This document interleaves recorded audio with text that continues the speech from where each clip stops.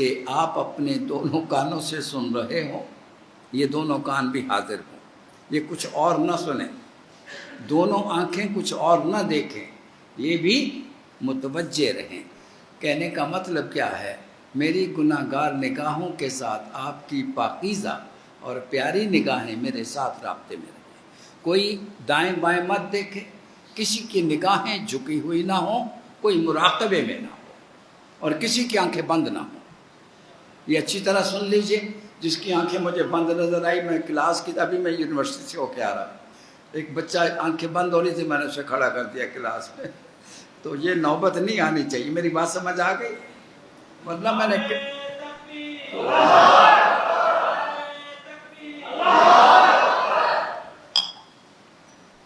شاباش، آپ نے سب کو جگا دیا ہے، گرما دیا ہے۔ اوکے، اور اس کے بعد دونوں کان بھی سن رہے ہوں، دونوں آنکھیں بھی دیکھ رہی ہوں۔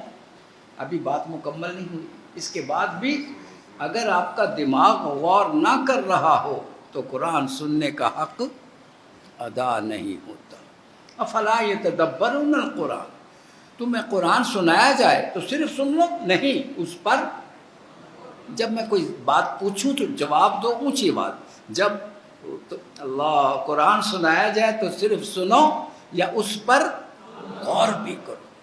اور آخری بات، وہ سب سے اہم ہے، وہ میں نے نہیں بتانی، وہ آپ بتاؤ گے۔ آیت میں پڑھ دیتا ہوں، مطلب آپ اس میں سے اخذ کر کے مجھے بتا دیجئے۔ اذا قرئ القرآن، اللہ نہیں، یہ تو میں نے سنا دی۔ اذا سمعوا ما انزل الى الرسول، 7واں پارہ یہاں سے شروع ہوتا ہے۔ ترى اعینہم تفیض من الدم، جب انہیں قرآن سنایا جائے تو ذرا دیکھا کرے، اب آگے مکمل کرے آپ، ان کی آنکھوں کو دیکھا کرے کس طرح سے آنسو ٹپ ٹپ بہنا شروع ہو جاتے ہیں۔ یہ ہے قرآن سننے کا طریقہ۔ تو پھر میں کیوں نہ دعا مانگوں؟ آپ میرے بچے ہو، میرے بھائی ہو، میرا جی چاہتا ہے میں دل سے مانگوں، اللہ کریم ایسا قرآن سننے والا ہم سب کو بنا دے۔ اللہ اکبر۔ قرآن روح میں اترے، قرآن ہمارے قلب کو گرمائے، روح کو تڑپائے، رونگٹے کھڑے ہوں اور آنکھوں کو رلا دے۔ یہ ہے قرآن سننے کا طریقہ۔ اور قرآن پڑھنے کا طریقہ وہ بھی سن لیجئے۔ اللہ کے رسول ایک مقام سے گزر رہے ہیں، آپ کے ساتھ صحابہ ہیں، کسی گھر سے کوئی نوجوان، سنو نوجوانوں، قرآن پڑھنے کی آواز آ رہی ہے، قرآن پڑھتا جا رہا ہے، وہ نوجوان روتا جا رہا ہے۔ آپ رک گئے اور فرمایا یہ ہے قرآن پڑھنے کا طریقہ۔ اطلب القرآن وابکو، قرآن پڑھا کرو اور رویا کرو۔ تو پھر ایک اور دعا اور ہونٹوں پہ آ گئی، اللہ ہم سب کو ایسا قرآن پڑھنے والا بنا دے۔ اللہ اکبر، ایسا قرآن پڑھنے والے آپ بن جاؤ۔ میں ایک بات بڑے وثوق سے کہنے لگا ہوں، اگر یہ جتنے لوگ بیٹھے ہیں یہ قرآن اس طرح پڑھنے والے بن جائیں اور قرآن سننے والے بن جائیں، اتنی سی تعداد اس سندھ میں انقلاب برپا کر سکتی ہے۔ اصل بات یہی ہے، قرآن سے تعلق جب تک نہیں ہوگا انقلاب نہیں آئے گا۔ بس ایک سوال پوچھ کے میں آگے بڑھتا ہوں۔ اللہ کے رسول صلی اللہ علیہ وسلم، اللہ اکبر، پیغمبر انقلاب، وہ انقلاب کیسے لائے تھے؟ میرے سوال کا جواب اونچی آواز میں آئے۔ یہ انقلاب وہ تلوار کے ذریعے سے لے کر آئے تھے یا قرآن کے ذریعے سے لے کر آئے تھے؟ اللہ اکبر۔ اکیلے اٹھے تھے اللہ، اور دیکھتے ہی دیکھتے پورا جزیرہ عرب، اللہ اکبر، اور پھر خلفائے راشدین کے دور میں حضرت عمر کے دور تک پہنچتے پہنچتے کتنا علاقہ پتہ ہے؟ 22 لاکھ مربع میل۔ یہ سب یہ چند اٹھے تھے۔ غزوہ بدر میں کتنے تھے بولو؟ آپ ان سے زیادہ ہو اس وقت، اللہ اکبر۔ وہ 313 کیا اٹھے تھے، دنیا کی تقدیریں بدل کے رکھ دی۔ ان کے پاس یہ تقدیریں بدلنے والی کوئی بندوق تھی یا تلوار تھی یا قرآن تھا؟ یہی بات ہے، بس یہی ہے کتاب انقلاب۔ آج کا پیغام یہی ہے، اصل سن لیجئے غور سے۔ اللہ اکبر، اللہ اکبر۔ اب ایک دعا، چونکہ وہ قرآن کی بات ہوئی ہے تو قرآن سے متعلق ہے، میں جلدی سے قرآن کا اس دعا کا ترجمہ کر دوں۔ آپ کی کتاب میں لکھی ہوئی، آپ کتاب نہ کھولیے، دعاؤں والی کتاب سب کے پاس ہے، سب کے پاس ہے، اس دعا کو بھی یاد کر لیجئے گا اور ہر روز پڑھا کریں۔ اللہ کے نبی کتنی محبت سے، کس سوچ سے مانگتے تھے، کیا مانگتے تھے۔ اللہم انی عبدک، اللہ تیرا غلام اور صرف تیرا غلام، وابن عبدک، میرے والد بھی آپ کے غلام، وابن امتک، میری ماں بھی آپ کی کنیز اور باندی، ناصیتی بیدک، پیشانی آپ کے ہاتھوں میں ہے۔ کیا مطلب؟ جینا اور مرنا آپ کے نام لگا ہوا ہے۔ اللہ اکبر۔ ماذن فی حکمک، آپ کے احکامات کے سامنے سر تسلیم خم ہے۔ اللہ اکبر۔ عدل فی قضاء، آپ میرے بارے میں جو بھی فیصلہ فرمائیں اس سے اچھا فیصلہ کوئی ہو نہیں سکتا۔ اسألک بکل اسم ہوا لک، اللہ مانگنے آیا ہوں کس نام سے پکاروں؟ میں ہر نام سے پکارتا ہوں جو آپ کا ہے، اور ایک ایک نام کا واسطہ دے کے مانگتا ہوں۔ کیا مانگتا ہوں؟ ان تجعل القرآن ربیع قلبی، اللہ اس قرآن کو میرے دل کی بہار بنا دے، ونور صدری، میرے سینے کا نور بنا دے، وجلاء حزنی وذہاب ہمی وغمی، اور پروردگار اس قرآن کو میرے سارے، میری روح، میرے قلب، میرے دل کی بہار بنا دے، سینے کا نور بنا دے، اور جتنے میرے دکھ اور پریشانیاں ہیں قرآن کی برکت سے سب دور فرما دے۔ آؤ مل کے مانگتے ہیں، آپ آمین کہہ دو۔ اللہ کریم قرآن مجید کو ہم سب کے دلوں کی بہار بنا دے، ہم سب کے سینوں کا نور بنا دے، اور ہمارے سارے دکھوں کا، وہ انفرادی ہیں یا اجتماعی ہیں، معاشرتی ہیں یا سیاسی ہیں یا معاشی ہیں، بڑے دکھ لگے ہوئے ہیں، سارے دکھوں کا مداوع قرآن کو بنا دے۔ آمین اللہم ربنا آمین۔ ماشاء اللہ، ماشاء اللہ، جزاک اللہ، ماشاء اللہ، ماشاء اللہ، اللہ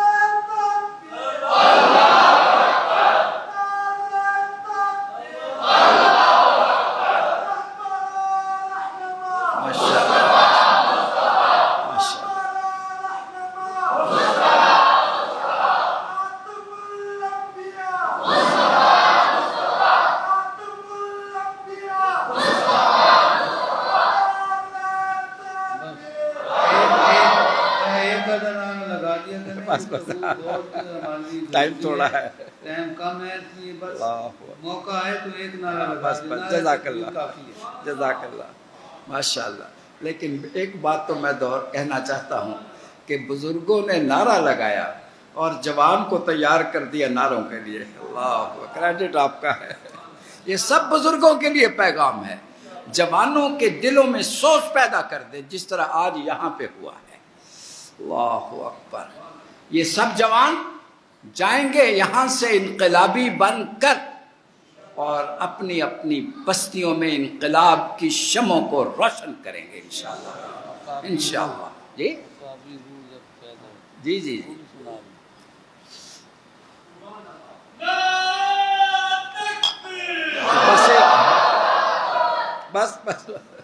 بس وہ ایک شعر اقبال کا میرے ہونٹوں پہ آ گیا ہے، عقابی روح یا انقلابی، میں اس کو انقلابی پڑھتا ہوں بدل کر، علامہ اقبال، انقلابی روح جب بیدار ہوتی ہے جوانوں میں، اونچی پڑھو اگلی لائن کیا ہے، نظر آتی ہے ان کو اپنی منزل آسمان، زمین پہ نہیں، جب تک آسمانوں تک پہنچنے کا عزم نہ ہو، سمجھو کہ آپ نے نہ ایمان کا مزہ چکھا ہے، نہ قرآن سے تعلق قائم ہوا ہے، نہ تحریک سے کوئی واسطہ ہے۔ جذبہ انقلاب، وہ جس میں نہ ہو انقلاب، آگے پڑھو، آئے ہائے، جس میں نہ ہو انقلاب موت ہے وہ زندگی، روح امم کی حیات کشمکش انقلاب۔ اللہ اکبر، اللہ اکبر، اللہ اکبر۔ یہ ہے اصل چیز، جذبہ انقلاب۔ اس جذبہ انقلاب سے سرشار ہو کر جو جام شہادت نوش کرتا ہے، تو قرآن کیا کہتا ہے، وہی تو میں نے آیت پڑھی ہے، خبردار خیال بھی نہ کرنا کہ جو میری راہ میں، انقلابی راہ پہ چلتے ہوئے جام شہادت نوش کر جاتے ہیں، ان کو خبردار، مردہ کہنا تو دور کی بات، تصور بھی نہ کرنا، بل احیاء عند ربہم یرزقون، وہ تو زندگی حیات جاوداں پا گئے ہیں، اصل زندہ وہ ہیں۔ اللہ اکبر، اللہ اکبر، صرف زندہ نہیں ہیں، اللہ کی میزبانی میں ان کی دعوتیں ہو رہی ہیں اور وہ مزے اڑا رہے ہیں۔ اللہ اکبر، کیسے خوش نصیب ہیں۔ تو پھر امام حسین نے جو میدان کربلا میں جام شہادت نوش کی، اکیلے نہیں، پورا خاندان، آج اللہ کے ہاں کس مقام پہ ہوں گے نہ میں بتا سکتا ہوں نہ آپ تصور کر سکتے ہو، وہی زندہ ہیں۔ اللہ اکبر، حسینیت آج بھی زندہ ہے اور یزیدیت مر چکی ہے۔ اللہ اکبر، یہ موبائل چھوڑ دو میرا بیٹا، میں کلاس میں بڑی سختی کرتا ہوں، خبردار۔ اب میں نے یہ آپ ریکارڈنگ کر رہے ہو، آپ اگر ریکارڈنگ کر رہے ہو تو صرف اس صورت میں اجازت ہے، ورنہ میں یہاں سے اٹھ کر آ کے موبائل چھین لوں گا آپ کا، یہ سب سن لے گا اور وہ چھین کر پتہ کہاں جائے گا، غزہ فنڈ میں جمع ہو جائے گا۔ سمجھ آ گئی؟ اوکے، اللہ اکبر، اللہ اکبر۔ اب مجھے ایک بات بتاؤ، وہ میدان کربلا میں شہید ہوئے، انہوں نے وہ جو جذبہ شہادت جو آج تک پوری امت مسلمہ میں رواں دواں ہے، یہ غزہ کے اندر 58,000 شہداء، جس میں 18,000 بچے، 16,000 خواتین ہیں، بولو یہ شہید ہو گئے۔ یہودیوں نے، درندوں نے سمجھا ہم نے مار ڈالا، وہ مار ڈالے گئے ہیں یا وہ کامیاب ہو کر جنت میں پہنچ چکے ہیں؟ وہ جنت، وہ زندہ ہیں۔ اور جو آج کے ہیومن رائٹس کے، انسانی حقوق کے نعرہ لگانے والی NGOs، مغربی ممالک جو اپنے آپ کو زندہ کہتے ہیں، اصل مردہ وہ ہیں۔ پورا مغرب، انسانیت مر چکی ہے، انسان جسمانی طور پہ زندہ ہے، ان کے اندر والی انسانیت مر چکی ہے۔ اور یہ مغربی دنیا کو چھوڑیے، وہ تو مرے ہوئے ہی ہیں۔ اپنے عالم اسلام کا کیا حال ہے مجھے بتاؤ تو صحیح ذرا، یہ زندہ ہے یا یہ بھی مردہ ہے؟ اللہ اکبر، آپ کو شک ہو رہا ہے؟ سنا دوں قرآن، افانت تسمع الموتى، اے محبوب آپ مردوں کو کیا سمجھاؤ گے؟ یہ مردہ ہیں، یہ آپ کی بات نہیں سمجھ سکتے۔ اصل مردہ وہ ہے جو حق کو سمجھنے سے قاصر ہوں، اصل مردہ وہ ہیں جو حق پر عمل نہ کرنے والے ہوں، اصل مردہ وہ ہیں جو بغاوت کے مرتکب ہوں، خیانت کے مرتکب ہوں، شرک کے مرتکب ہوں، قاتل ہوں، چور ہوں، ڈاکو ہوں، درندے ہوں، یہ مردہ لوگ ہیں۔ ان کا اندر والا انسان، ہر انسان کے اندر دو انسان ہیں، اندر والا مرا ہوا ہے، اور جن کا اندر والا انسان زندہ ہوتا ہے وہ اکیلا بھی ہو تو میدان میں اتر آتا ہے، للکارتا ہے دشمن کو اور پرواہ نہیں کرتا ہے۔ اللہ اکبر، اللہ۔ اور پھر سیدنا امام حسین کو جو شہادت نصیب ہوئی، کس حالت میں ہوئی؟ قربان جائیں جی، سجدے میں۔ اللہ اکبر، سجدے میں سر کٹا دیا۔ عبادت ہو تو ایسی ہو۔ اللہ اکبر، اللہ۔ سرداد نہ داد، دست در دست یزید، حقا کے بنائے لا الہ است حسین۔ اچھا جناب، اب میں نے کہا نا اب میری کلاس شروع ہو گئی، اب سوال جواب ہوں گے، تیار ہو جائیے۔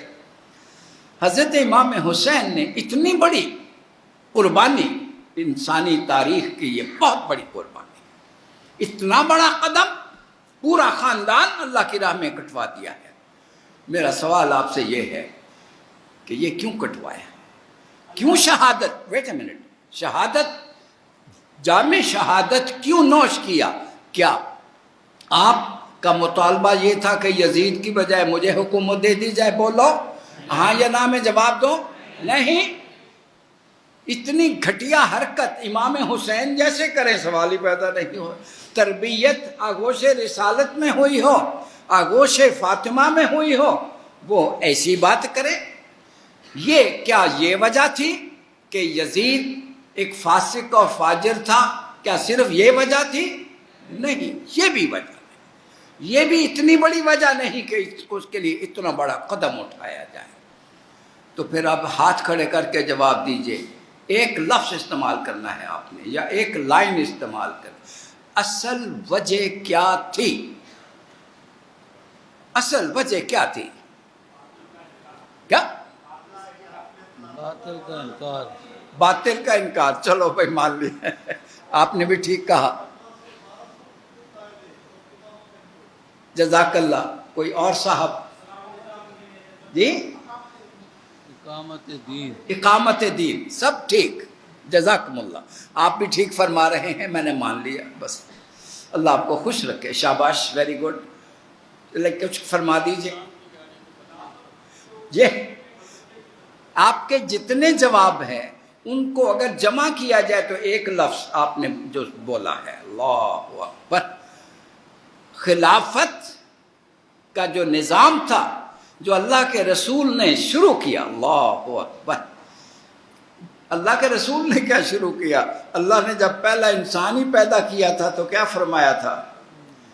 بولو، انی جاعل فی الارض خلیفہ. زمین پر بادشاہ بنا کر نہیں بھیج رہا، زمین پر اپنا نائب بنا کے بھیج رہا ہوں. وائس نائب، اپنا غلام، اپنا بندہ. اس کا مطلب کیا ہے؟ اللہ. اور پھر حضرت داؤد علیہ السلام کتنے بڑے حکمران تھے، کتنی بڑی ان کی سلطنت تھی. کیا فرمایا تھا؟ یا داؤد انا جعلناک خلیفۃ فی الارض. اے پیارے داؤد، ہم نے زمین پہ آپ کو کیا بنا کے بھیجا ہے؟ بادشاہ بنا کے بھیجا ہے؟ نہیں.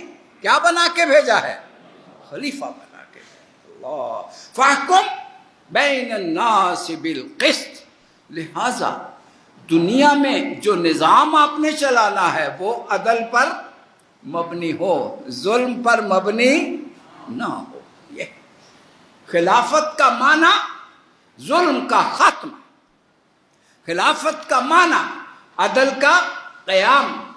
اور خلافت کے الٹ کیا ہے؟ وہ بھائی جان اب آپ نے جڑا بولے کنڈی کھولے، اب اگلا جواب بھی دے. خلافت کے الٹ دوسرا نظام، اس کا نام کیا ہے؟ ملوکیت یا بادشاہت. بس ٹھیک ہو گیا، ملوکیت یا بادشاہت. اللہ اکبر. کچھ درمیان میں کوئی ہے؟ بھائی دیکھیے، ساورنٹی جسے اقتدار اعلیٰ کہتے ہیں، اقتدار اعلیٰ. اگر خلافت ہو اور ایک امیر المومنین ہے تو وائس اللہ کا نائب ہے. وہ اقتدار اعلیٰ یا ساورنٹی انسان کے پاس ہوتی ہے یا اللہ کے پاس؟ یہ باقی سب کیوں نہیں بول رہے؟ اقتدار اعلیٰ خلافت میں کس کا ہوتا ہے؟ اللہ کا. الا لہ الخلق والامر. تم نے ہمارے قانون پر خود بھی چلنا ہے اور لوگوں کو بھی چلانا ہے. اللہ اکبر، اللہ اکبر. یہ ہے مشن، اسی لیے تو بھیج رہے ہیں. یہی مشن جاری تھا، یہی مشن مصطفیٰ تھا صلی اللہ علیہ وسلم. یہی مشن صحابہ کا تھا. اور اسی مشن کی تکمیل کے لیے سیدنا امام حسین نے جام شہادت نوش کیا. خلافت، ظلم کے خاتمہ کے نظام. اچھا پھر اب میرے سوال کا جواب دے. دنیا میں اس وقت عدل کا نظام ہے یا ظلم کا نظام ہے؟ اس طرح نہیں، سب مل کر جواب دیں. ظلم کا نظام، ظلم کا نظام کا. اللہ اکبر. کس کی بات کروں؟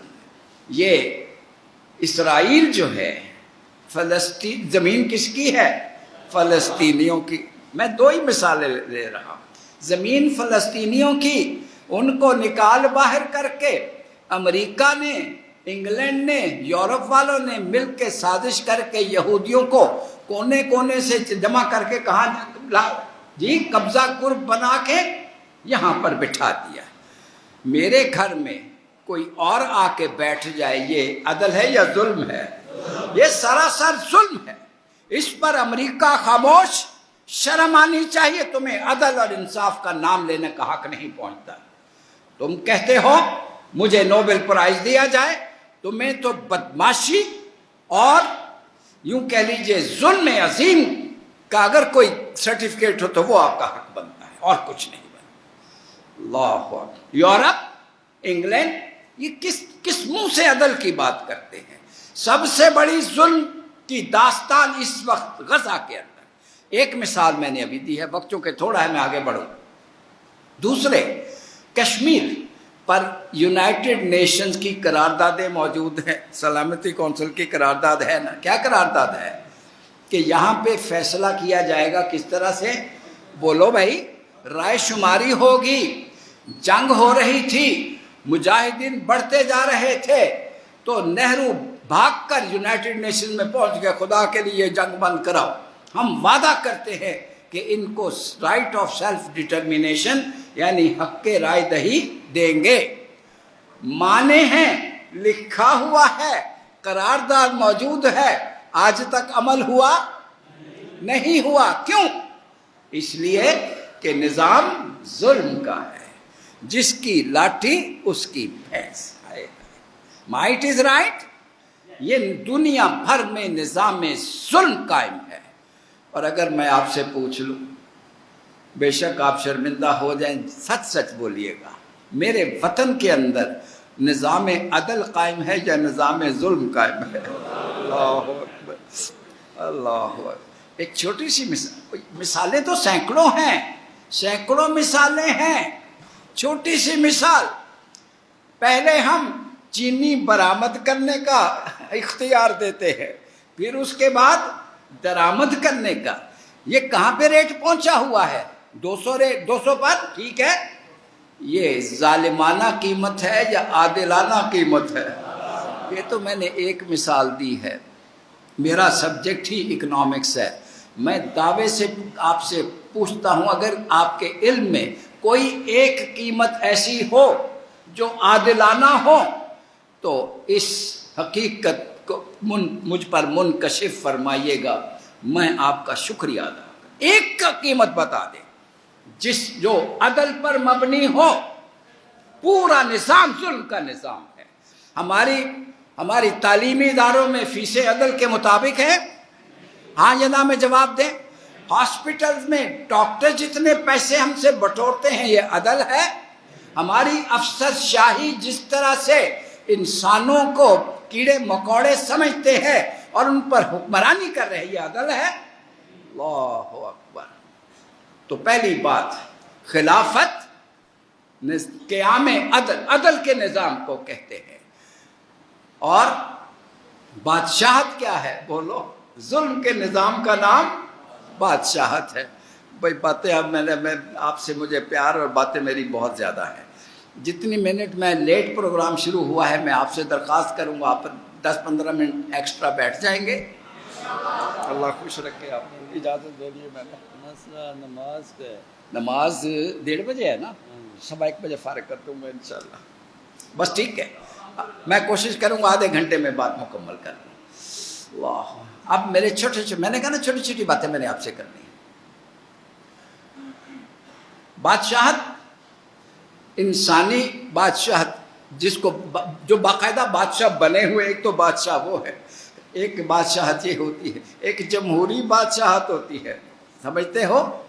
نظام کیا کہلاتا ہے؟ جمہوریت، لیکن حقیقت میں وہ بھی بادشاہت ہے۔ اچھا، اس طرح نہیں، مجھے یہ بتائیے، مغربی جمہوریت جو آج کل ڈنڈورا پیٹتے ہیں کہ دنیا بھر کی، انڈیا کہتے ہیں کہ دنیا کی سب سے بڑی ڈیموکریسی ہم ہیں، امریکہ کو بھی دعویٰ ہے، مجھے یہ بتاؤ اس مغربی جمہوریت میں اقتدار اعلیٰ، ساورنٹی، اللہ کے پاس ہے یا انسان کے پاس ہے؟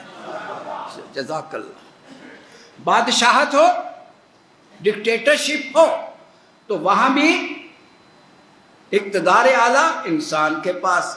مغربی جمہوریت ہو تو اقتدار اعلیٰ اب ایک نہیں، وہاں پوری پارلیمنٹ، آپ کہہ دیجئے وہ 100 ہیں، 200 ہیں، 400 ہیں، ان انسان کے پاس ہی ہوا نا. تو پھر مجھے بتاؤ اس ڈکٹیٹرشپ آمریت اور مغربی جمہوریت میں کیا فرق ہے؟ یہ دونوں ہی ایک ہی شجر خبیثہ کی دو شاخیں ہیں. یہ بات سمجھ میں آ گئی آپ کو؟ ایک ہی شجر خبیثہ کی دو شاخیں. کیوں؟ دونوں میں اقتدار اعلیٰ انسان کے پاس. بات کلیئر ہو گئی؟ جزاک اللہ. اللہ اکبر، اللہ اکبر. مجھے اقبال کا شعر بڑا خوبصورت یاد آ گیا ہے، آپ کو بھی یاد ہوگا. میں پہلی لائن پڑھتا ہوں، دوسری آپ سنا دیں. نظام جلال پادشاہی ہو کہ جمہوری تماشا ہو. دوسری لائن کسی کو یاد ہے؟ دوسرا مصرع ادھر سے. جدا ہو دین سیاست سے تو رہ جاتی ہے جنگ. پادشاہی ہو یا جمہوری تماشا، یہ دونوں دین سے جدا ہیں. وہ بھی چنگیزیت. ایک چنگیزیت بادشاہت کے نام سے ہے، ایک چنگیزیت جمہوریت کے نام سے. یہ بات سمجھ میں آ گئی آپ کو؟ جزاک اللہ. ایک ہی شجر خبیثہ کی دو شاخیں. اللہ اکبر، اللہ اکبر. خلافت میں غلامی کس کی ہوتی ہے؟ جلدی بولو بھائی. اب بہت ساری باتیں میں جلدی نپٹاؤں گا. خلافت میں بادشاہت غلامی کس کی ہوتی ہے؟ اللہ کی. اللہ اکبر. وہ ہمارا مالک. ایاک نعبد و ایاک، اے اللہ صرف تیرے غلام. اور جب ہم کہتے ہیں صرف تیرے غلام تو اس کا مطلب کیا ہوتا ہے کہ انسان کا غلام نہیں ہو سکتا. بادشاہت میں انسان کس کا غلام ہوتا ہے؟ انسان کا. میں نے کہا نا بادشاہت کے نام سے ہو یا مغربی جمہوریت کے نام سے ہو، جلال پادشاہی ہو، انسان کا غلام. یہاں انسان صرف اللہ کا غلام. اور اللہ کریم نے اپنا قرآن نازل کیا، نبی کو بھیجا کس لیے؟ لِيَضَعُ عَنْهُمْ إِسْرَهُمْ وَالْأَغْلَالَ الَّتِي كَانَتْ عَلَيْهِمْ. یہ زنجیریں غلامی کی جو پہن رکھی تھی، ہمارے نبی آئے ہیں ان زنجیروں کو کاٹ پھینکنے کے لیے. اللہ اکبر. پیارے نبی نے وہ زنجیریں کاٹ پھینکی. ٹھیک ہے، نبی کریم صلی اللہ علیہ وسلم وہ زنجیریں کاٹ پھینکی. میرا ایک سوال اب آپ سے سوال ہے، ذرا دھیان سے. یہ پیچھے بیٹھے والے حضرات توجہ کریں، آپس میں بات مت کریں. یہ دونوں بچے آپس میں کوئی بات نہ کریں، ورنہ پھر میں نے یہاں کھڑا کر دینا سیٹ پہ. اللہ اکبر، اللہ اکبر. بہت خیال کریں، گفتگو کے دوران کوئی صاحب آپس میں بات چیت کرنے کی اجازت نہیں ہے. اچھا جناب، تو میں عرض کر رہا تھا غلامی خلافت میں کس کی ہوتی ہے؟ صرف اللہ کی. اور بادشاہت میں انسان کا غلام. اللہ کے رسول کے دور میں ایک فرد کا غلام ہوتا تھا. ٹھیک ہے، ایک شخص کا غلام ہوتا تھا، اور جو غلام خرید کو لے آتا تھا اس کو پھر زنجیروں سے باندھ دیا کرتا تھا. ٹھیک ہے، آج دور جدید ہے. کیا خیال ہے، غلامی ختم ہو گئی ہے؟ میرا سوال آپ سے، کیا غلامی ختم ہو گئی ہے، یا جس طرح دنیا نے ترقی کی ہے اس طرح سے غلامی بھی ترقی کر چکی ہے؟ بولو. پہلے ایک شخص کا غلام ہوتا تھا، اب چھوٹی قومیں بڑی قوموں کی غلام بنی ہوئی ہے. تو پھر اگر حوصلہ ہے تو اس پیارے وطن کا نام تو لو جو عملاً کہنے کو آزاد ہے. اللہ کرے اسے حقیقی آزادی نصیب ہو. کہنے کو آزاد ہے لیکن عملاً غلامی میں جکڑا ہوا ہے. کون سا وہ وطن ہے؟ میرا پیارا پاکستان. آپ کہو گے آپ کیسے کہہ رہے ہو؟ اب سنیں، ماضی میں زنجیریں ہوتی تھی لوہے کی، آج زنجیریں لوہے کی نہیں. آج زنجیریں کون سی ہیں جن میں جکڑا جاتا ہے اور جس میں آپ کو پوری طرح سے جکڑا ہوا ہے؟ بولو. قرضوں کی زنجیریں. اور اس قرضوں کی زنجیریں میں جکڑنے کے لیے جو فرنٹ مین ہے وہ کون ہے؟ IMF. اللہ اکبر. کوئی صاحب بتائیں گے پاکستان پر کتنے قرضے ہیں؟ کوئی صاحب بتا دیں.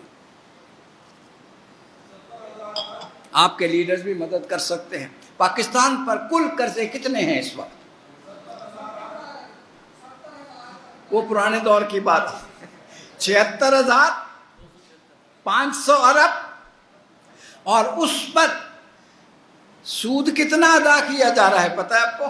اچھا بھائی، عام طور پہ کہا جاتا ہے سب سے زیادہ ڈیفنس پہ خرچ ہوتا ہے، پھر ڈیولپمنٹ پر، پھر سود کی ادائیگی پر۔ حقیقت کیا ہے؟ سب سے زیادہ ڈیولپمنٹ پر 1,000 ارب، فوج پر 2,550 ارب، اور سنو، قرضوں کے اور سود کی ادائیگی پر کتنا خرچ ہو رہا ہے کسی کو معلوم ہے؟ 8,902 ارب۔ اللہ اکبر۔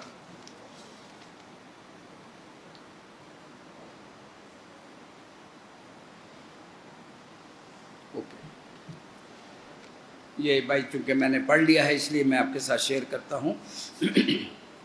ضلع دادو کے مائع ناز عالم دین اور جماعت کے ہمدرد سائیں جوہر بروہی وفات پا گئے ہیں۔ دل کا دورہ پڑا تھا، اللہ کریم ان کی مغفرت فرما دے، جنت الفردوس عطا فرمائے، آمین اللہم ربنا آمین۔ اچھا جناب، سب سے قرضوں کی زنجیریں مجھے ذرا نکل کے دکھاؤ اس سے۔ اس وقت میرا موضوع نہیں ہے۔ اللہ اکبر، اللہ اکبر۔ کب سے ہر دور میں قرضے بڑھتے چلے گئے ہیں، تو میرا وطن ان زنجیروں میں جکڑا ہوا ہے۔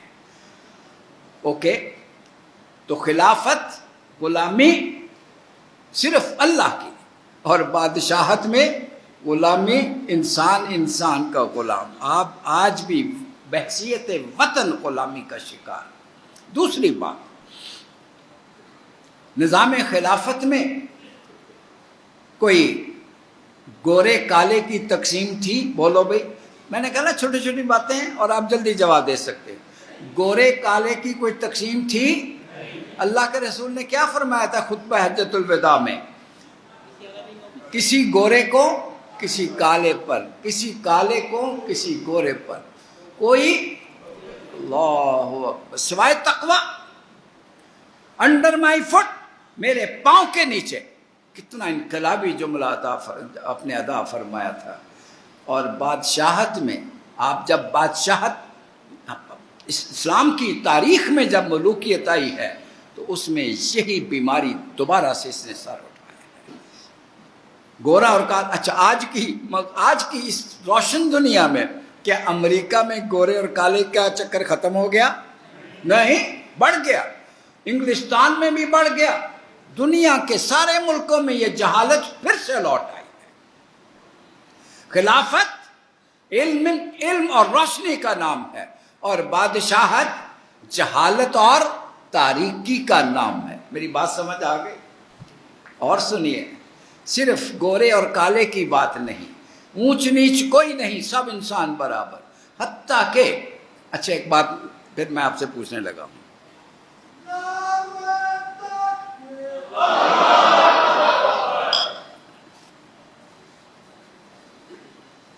ہمارے ہاں ایک افسر ہوتا ہے اور ایک چپڑاسی ہوتا ہے۔ بولو بھائی، افسر اور چپڑاسی میں کتنا فرق ہوتا ہے؟ افسر صاحب گاڑی کے اندر ہے، اونچی گاڑی میں، اور چپڑاسی بس اس کا کوئی حال ہی نہیں ہے۔ آپ کو یاد نہیں حضرت عمر فاروق رضی اللہ تعالیٰ عنہ جب بیت المقدس کے سفر کے لیے روانہ ہوئے تھے تو آپ جس جہاز بھر کر لے چلے تھے وہ جہاز کیا تھا؟ ایک اونٹ اور 2 سوار، ایک آپ اور ایک آپ کا خادم۔ اور فیصلہ کیا ہوا؟ کیا فیصلہ ہوا تھا کہ خادم نکیل پکڑ کے چلتا رہے گا اور امیر المومنین سوار رہیں گے؟ یہ فیصلہ ہوا تھا؟ نہیں۔ فیصلہ کیا ہوا تھا؟ 1 کلومیٹر میں سواری کروں گا، تم نکیل پکڑو گے، اگلا کلومیٹر امیر المومنین نکیل پکڑے گا اور تم سواری کرو گے۔ اللہ اکبر۔ دکھاؤ انسانی تاریخ میں یہ اس مساوات کا مظاہرہ، مجھے دکھاؤ تو صحیح۔ مساوات کے نعرے ہم نے بڑے سنے ہیں اور بڑے لگے ہیں، سب جھوٹ۔ محلوں میں رہنے والے مساوات پہ کب عمل کر سکتے ہیں؟ بولو بھائی، بس میں لمبی بات کرنے کے لیے تیار نہیں۔ کب کر سکتے ہیں؟ سارا سفر آخری کلومیٹر تو کس کی باری تھی؟ خادم کی باری تھی. خادم نے ہاتھ جوڑ کے کہا امیر المومنین میں اپنی باری چھوڑتا ہوں، خدا کے واسطے آپ سوار رہیں، لوگ آپ کو استقبال کرنے آئے ہیں، غلط فہمی میں مبتلا ہو جائیں گے. تو سیدنا عمر فاروق نے کیا جواب دیا تھا؟ عدل فاروقی کے خلاف ہے، باری تمہاری ہے، تم ہی سواری کرو گے. پھر خادم کی ضرورت ہی نہیں تھی، خادم سوار ہے، امیر المومنین نے کیل پکڑی ہوئی ہے. دنیا نے دیکھا وہ عمر آ رہے ہیں. کون سے عمر آ رہے ہیں؟ وہ جو اونٹ پہ سوار ہیں. کہا نہیں، جو پہچانتے تھے، ارے وہ نہیں، امیر المومنین وہ ہیں جنہوں نے نکیل پکڑی ہوئی ہے. اشش کر اٹھے اور پکار اٹھے کہ ہماری کتابوں میں یہی لکھا ہے کہ ایسے ہوں گے امیر المومنین. اللہ. ایک اور بات سنو. پھر وہ قریب آئے، یہودی اور عیسائی آ کے کہنے لگے کہ ہم نے تو یہ بھی پڑھا ہے کہ جو آئے گا اس کے کرتے پر وہ سوٹ پہن کے اور ٹائیاں لگا کے نہیں آئے، اس کرتے پر پیبند لگے ہوں گے. 14 پیبند لکھے ہوئے ہماری کتابوں میں. آپ کے کرتے پہ ہم لگے ہوئے پیبند گننا چاہتے ہیں. فرمایا گن لو. وہ گنے تو وہ 13 نکلے. کہا 14واں وہ کدھر گیا؟ تو آپ نے فرمایا اچھا. تو آپ نے بازو اٹھایا، کہا دیکھو 14واں پیبند یہاں لگا ہوا ہے. اللہ اکبر اللہ. یہ ہے امیر المومنین ہو یا خادم ہو جسے چپڑاسی کہتے ہیں، دونوں بولو، دونوں برابر. یہ ہے خلافت. اور جب ایک صاحب بن جائے اور دوسرا چپڑاسی بن جائے جس کی عزت نہ ہو، یہ نظام کون سا ہوتا ہے؟ یہ بادشاہت ہے. بے شک جمہوریت کہلاتی رہے، ہے وہ بادشاہت کا نظام. اللہ اکبر اللہ اکبر. اور ایک آج کے دور میں ہر ریاست کا دعویٰ ہے کہ ہم فلاحی ریاست ہیں. ہر ریاست دعویٰ کر رہی ہے. ان کی اگر درجہ بندی کی جائے، رینکنگ کریں، کوئی صاحب بتا سکتے ہیں نمبر 1 پہ کون سا ملک یا ملک آتے ہیں؟ کوئی صاحب بتا دے، جلدی کریں، ٹائم بہت تھوڑا، میں نے سوا ایک بات ختم کر دینی، جلدی بولیں. Scandinavian countries, Sweden, Denmark, Norway, یہ ہیں. اور وہاں پہ جو قانون چل رہا ہے اس کا نام بھی بتا دو، یہ شاید پتا ہوگا کسی کو. اللہ. عمر لاس. بھائی تم مسلمان نہیں ہوتے تو عمر کا نام کیوں استعمال کرتے ہو؟ تو وہ کہتے ہیں مسلمان ہیں یا نہیں دوسری بات ہے، لیکن حقیقت یہ ہے انسانی تاریخ میں فلاحی ریاست کا اس سے اچھا ماڈل کوئی بنا ہی نہیں. اور ایک بات اور بھی پوچھ لوں، یہ فلاحی ریاست کا ماڈل مغربی دنیا میں کتنا پرانا ہے؟ کسی کو پتا ہے؟ 500 سال پرانا ہے کہ 700 سال پرانا؟ نہیں بھائی.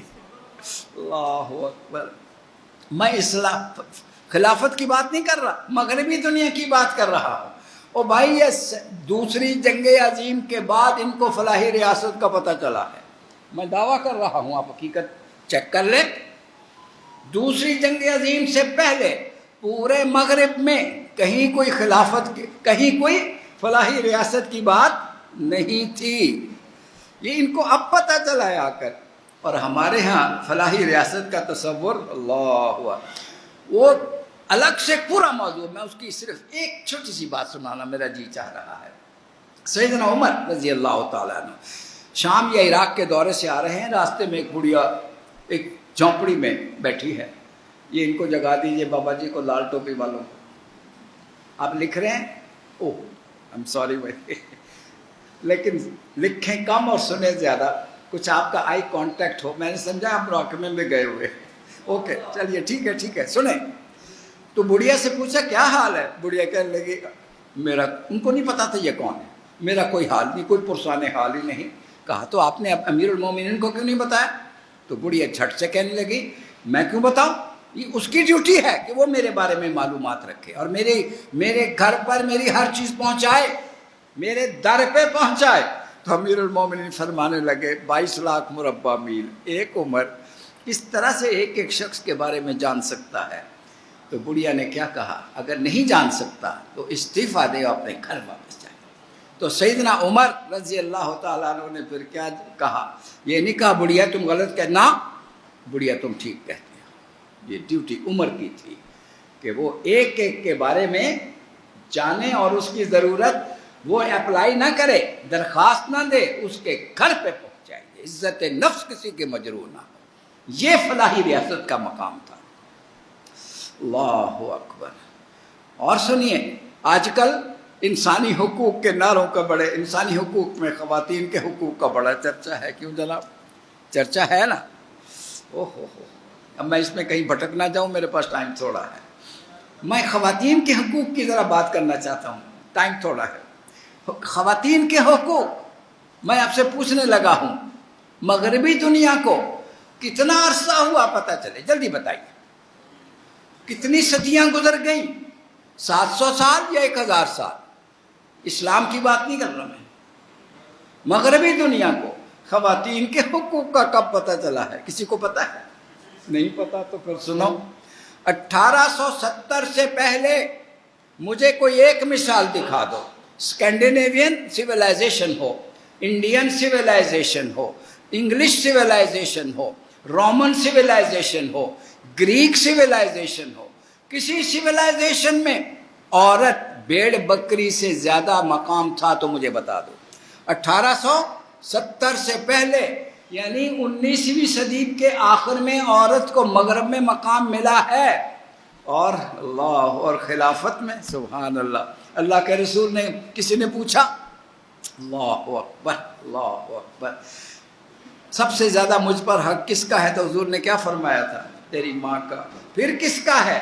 تیری ماں۔ پھر کس کا ہے؟ تیری ماں کا۔ اور اس کے بعد جب چوتھی مرتبہ پوچھا تو کیا جواب دیا؟ تیرے باپ کا حق ہے۔ کیا مقام ہے ماں کا۔ اور بیٹی حضرت فاطمہ تشریف لاتی تھی، پیارے نبی اٹھ کر کھڑے ہو جایا کرتے تھے۔ اللہ، کیا مقام دیا ہے، میں کیا کیا باتیں آپ کو بتاؤں۔ یہ بادشاہت، وہ خلافت۔ مزدوروں کی بات آپ میں سے بھی کہیے، اچھا خیر مزدور تو ہم سب ہی ہیں، ہم سب مزدور ہیں، کیوں بھائی مانتے ہو کہ نہیں؟ ایک جسمانی مزدوری ہوتی ہے اور ایک ذہنی مزدور۔ آپ کا پرائم منسٹر بھی مزدور ہے، یہ سن لیجئے میری بات، سمجھ آ گئی؟ سب مزدور ہیں۔ مزدور کا مقام اس دنیا کو کب پتہ چلا؟ اس نظام بادشاہت کو کب پتہ چلا بتاؤ؟ یہ بھی 1886 کے بعد، جب شکاگو میں تحریک چلی تھی، لیبر موومنٹ چلی تھی، یاد ہے آپ کو؟ شکاگو میں وہ 18 گھنٹے کام لیا جاتا تھا مزدوروں سے۔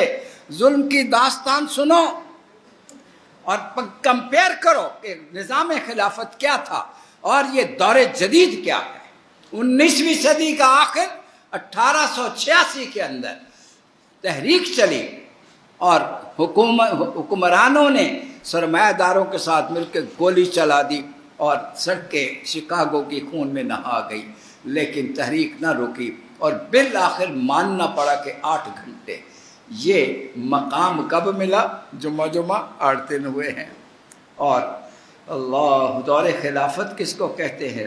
بس ایک ہی اللہ کے نبی کی ایک بات سن لو، اخوانکم خولکم، تمہارے مزدور تمہارے بھائی ہیں۔ کمی کمین بولو، سندھ سے آئے ہو؟ اجازت دو تو ایک بات پوچھ لوں، سندھ میں ایک طرف وڈیرے ہوتے ہیں، دوسری طرف پتہ ہے نا آپ کو، میں نہیں لیتا نا، ہاری ہے۔ کمی کمین، یہ وڈیرے خدا ہے وہاں کے، صحیح ہے؟ بلوچستان کے سردار خدا بنے ہوئے ہیں وڈیرے، اور وہاں کے عام آدمی کمی کمین۔ کے پی کے میں خان ہیں، باقی کمی کمین۔ اور میرے پنجاب میں جاگیردار چودھری ایک طرف، باقی سب۔ یہ ظلم کا نظام ہے۔ خلافت کا نظام کیا تھا؟ اللہ اکبر، کوئی باس نہیں، کوئی وی آئی پی نہیں، کوئی جاگیردار نہیں، کوئی سرمایہ دار نہیں، کوئی افسر شاہی نہیں۔ اللہ اکبر، سب انسان آپس میں، وہ بازاروں میں امیر المومنین ہو، عام آدمی برابر، کوئی فرق نہیں، قانون کی نگاہ میں برابر ہوا کرتے تھے۔ اللہ اکبر، اللہ اکبر، دنیا کانپتی تھی۔ اللہ کے رسول فرماتے ہیں، عمر تم جدھر سے گزرتے ہو شیطان اپنا راستہ بدل لیتا ہے۔ اللہ اکبر، لیکن لوگوں کی جرت آپ خطبہ جمعہ ارشاد فرما رہے ہیں اور ایک بڑھیا، ایک رپورٹ، ایک جو روایت ہے اس میں ایک بڑھیا کا ذکر ہے، ایک میں ایک انسان کا ذکر ہے. وہ اٹھ کے ایک بڑھیا کہنے لگی ہم آپ کی بات نہیں سنتے، پہلے ہمیں بتاؤ کہ ایک ایک چادر جب یمن سے جو آئی تھی ایک ایک چادر سب کو ملی تھی، آپ کا کرتا تو اس سے نہیں بن سکتا تھا، یہ باقی کہاں سے ہتھیا لیا آپ نے؟ پہلے اس کا جواب دیں پھر ہم بات سنیں گے. تو سیدنا عمر نے اپنی بات روک دی، بیٹے کو بلایا، انہوں نے وضاحت کی کہ جو میرے حصے کی چادر تھی میں نے ابا جان کو دے دی تاکہ ان کا کرتا بن جائے. پھر بڑھیا کی تسلی ہوئی اور بات جاری رہی. اللہ اکبر، اللہ اکبر. بات سمجھ میں آ رہی ہے؟ یہ دور خلافت. اللہ اکبر، اللہ اکبر، اللہ اکبر. یہ مقام تھا. اور سنیے تقوی.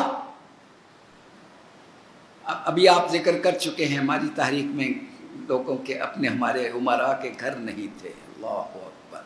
آج بھی اگر میں پوچھے نا کوئی چھوٹی سی مثال کوئی دے دو، ایران کے امام خمینی، آپ کے شرعی اختلافات مذہبی ہو سکتے ہیں، امام خمینی ان کے سپریم لیڈر فوت ہو چکے ہیں.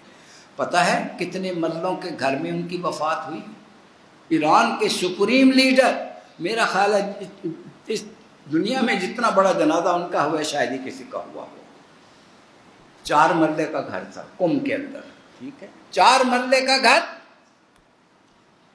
افغانستان میں ملا عمر بھی استاد. اللہ، چھوٹا سا گھر، کیسے عجیب لوگ. یہ آج کی مثالیں ہیں. اور اللہ اور پیارے عمر رضی اللہ تعالیٰ عنہ، وہ باہر سے انٹیلیجنس والے آئے. آپ کے بادشاہ کہاں کا؟ ہمارے کوئی بادشاہ نہیں ہوتا. اچھا محل، جب بادشاہ کوئی نہیں تو محل بھی کوئی نہیں، تو ہم ان سے ملنا چاہتے ہیں، کیسے ملیں؟ کہا جاؤ مسجد میں لیٹے ہوں گے. اللہ اکبر. سیدنا عمر مسجد میں ایک اینٹ رکھ کے لیٹے ہوئے ہیں، کوئی سیکیورٹی گارڈ نہیں ہے. ان کے زبان سے بے اختیار نکلا یہ انسان عدل کرتا ہوگا. اللہ اکبر. عدل کرنے کے لیے یہ کردار چاہیے. حضرت ابو عبیدہ بن جراح شام کے گورنر، حضرت عمر نے ان کو لگا دیا. بڑے متقی، بڑے اللہ والے تھے، بڑے درویش صفت انسان تھے. تو شام کی جو آمدنی تھی، ریونیو بہت زیادہ تھا. آپ کو خیال ہوا میں ذرا جا کے دیکھوں. دورے پہ گئے تو پیغام بھیجا، ابو عبیدہ میں آپ کا گھر بھی دیکھنا چاہتا ہوں، آپ کا یعنی گورنر ہاؤس، اور آپ کے ساتھ ناشتہ کرنا چاہتا ہوں. پتہ چلے اب انداز زندگی کیسا ہے، لائف سٹائل کیسا ہے. تو حضرت ابو عبیدہ نے عرض کی امیر المومنین، آپ نہ تو میرا گورنر ہاؤس دیکھ کے خوش ہوں گے، نہ ہی آپ کو میرے ساتھ ناشتہ کر کے خوشی ہوگی. آپ کو مزید شک ہوا. کہا میں تو ضرور آؤں گا، تشریف لے آئیے. دونوں چل پڑے، شہر سے باہر نکل گئے. امیر المومنین فرمانے لگے ابو عبیدہ میں نے تمہیں گورنر ہاؤس جانے کے لیے کہا تھا، تم تو مجھے جنگل میں لے آئے ہو. حضور میرا گورنر ہاؤس اسی جنگل میں ہے. وہ آگے بڑھے تو ایک جھونپڑی. حضور تشریف لائیے. کیا؟ جی میرا گورنر ہاؤس ہے، ایک جانماز بچھی ہوئی ہے، بس ایک جھونپڑی جس میں ایک جانماز.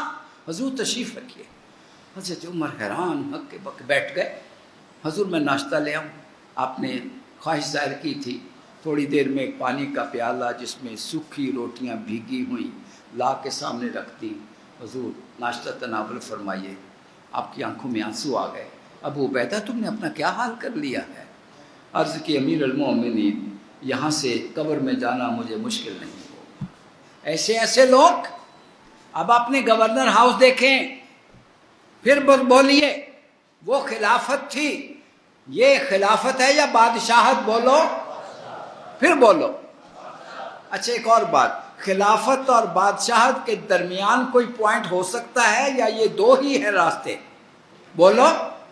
صرف 2 راستے، لکم دینکم ولی دین. ایک راستہ تمہارا، ایک راستہ ہمارا. میری بات سمجھ آ گئی؟ یہ 2 ہی راستے ہیں. اللہ اکبر، اللہ اکبر. بیت المال میں حضرت ابو بکر صدیق رضی اللہ تعالیٰ، بس میں آخری بات کروں گا، خلیفہ منتخب ہوئے. حضرت عمر فاروق نے عرض کی امیر المومنین اب آپ خلیفہ بن گئے، بہت بڑی ذمہ داری، اپنا کاروبار چھوڑ دیجیے. کہا میرا دال روٹی کیسے چلے گی؟ کہا ہم آپ کو بیت المال سے وظیفہ لگا دیں گے. کہا اچھا. تو اتنا ہو، سنیں، اتنا ہو جتنا مدینے کا کم سے کم اجرت لینے والا مزدور، اس سے زیادہ ہرگز نہیں۔ اپنے چیئرمین سینٹ، چیئرمین اور آپ کے جو قومی اسمبلی کے جو ہے جی اسپیکر اور ممبران، ان کی تنخواہوں کو دیکھو، آنکھیں پھٹی رہ جائے گی۔